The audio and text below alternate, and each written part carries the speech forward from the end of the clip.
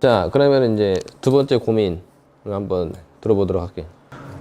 제 고민은요.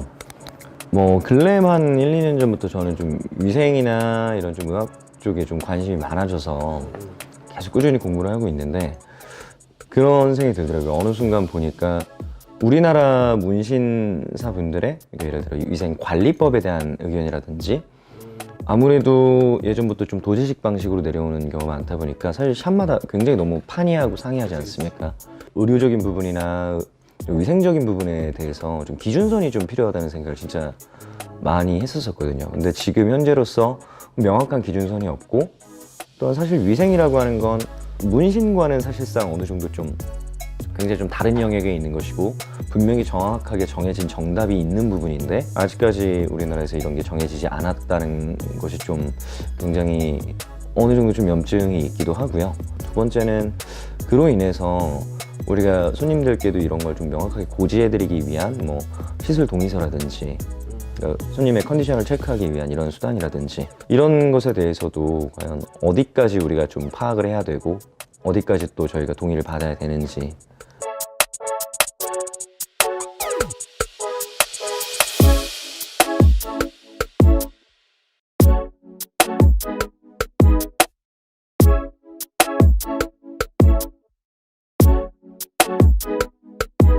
나도 사실 근데 그 부분이 가장 큰 고민이기도 하고 가장 큰 숙제인 부분인 것 같아.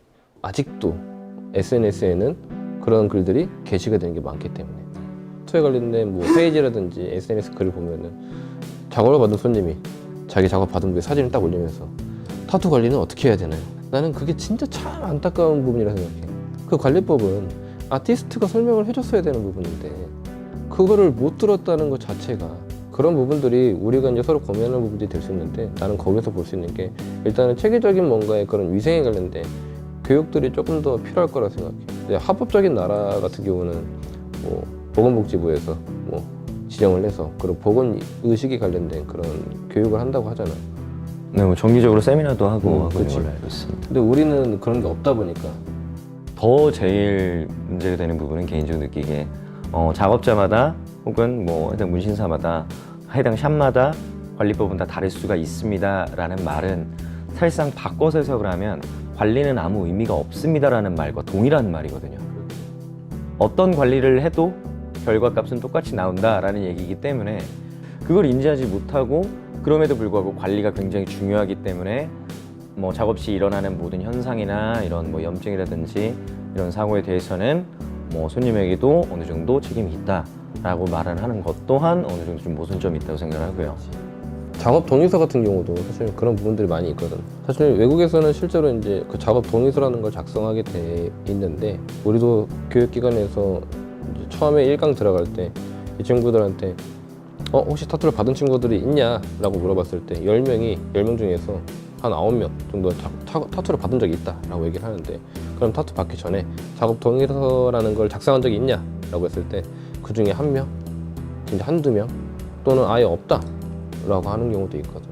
그러다 보니까 너무 안타까운 거지. 근데 그 작업 동의서의 역할은 이 사람이 타투를 받아도 되는 사람인지 그러면 안 되는 사람인지를 뭔가 체크해 줄 수 있는 건강 체크리스트들도 다 들어가 있는 건데 근데 그거를 체크를 한 샵과 체크를 하지 않은 샵은 굉장히 큰 차이가 있을 거라 생각해.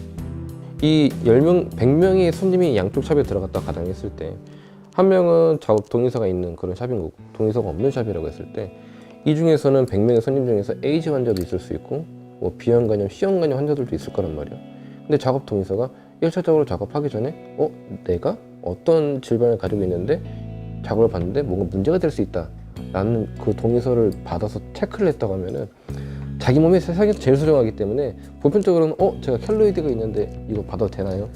라고 물어볼 거기 때문에 1차적인 그런 진단 키트 같은 거지. 근데 작업 동의서가 없는 샵은 그 키트가 없는 거야. 아티스트 분들도 분명히 전문적인 지식을 가지고 계신 분들은 타투 관리법에 대해서 명확하게 알 거란 말이야.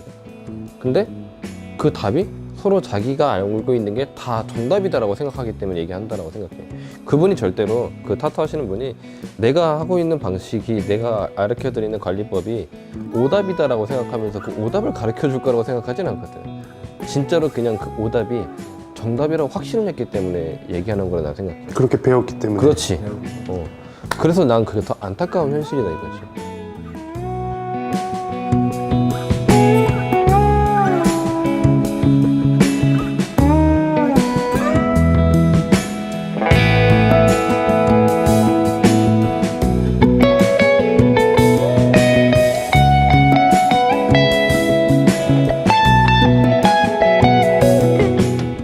당연히 그 제대로 된 지식을 기반으로 해서 관리법을 설명해 줬을 거기 때문에.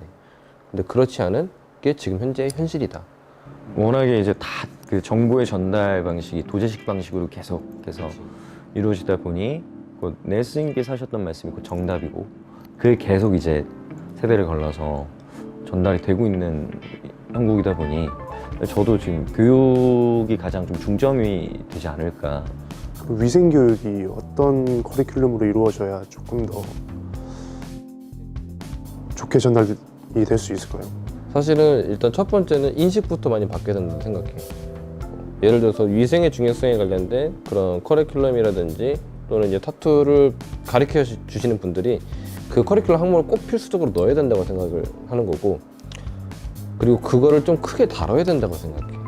타투를 배우는 사람, 그 다음에 타투를 가르쳐 주는 사람이 만약에 내가 가지고 있는 주 목적성이 그림을 잘 그려야 되니까 그림을 잘 가르쳐 줘야 돼. 그럼 그림을 전문적으로 그냥 배워야 될 것 같아. 또는 기술력이 필요하니까 기술력을 잘 가르쳐 줘야 돼. 그리고 기술을 정말 잘 배워야 돼. 타투를 잘 할 수 있어 만 생각한다면 가장 큰 문제점이라고 생각하는 거지. 그거 플러스 알파로 위생에 관련된 그런 보건의식 자체를 정말로 중요하게 생각하고 커리큘럼이라는 그런 하나의 항목에 꼭 대표적으로 넣어서 전문적인 그런 교육을 할 수 있는 사람들이, 그리고 그런 교육들을 체계적으로 갖춰야 된다고 생각하거든.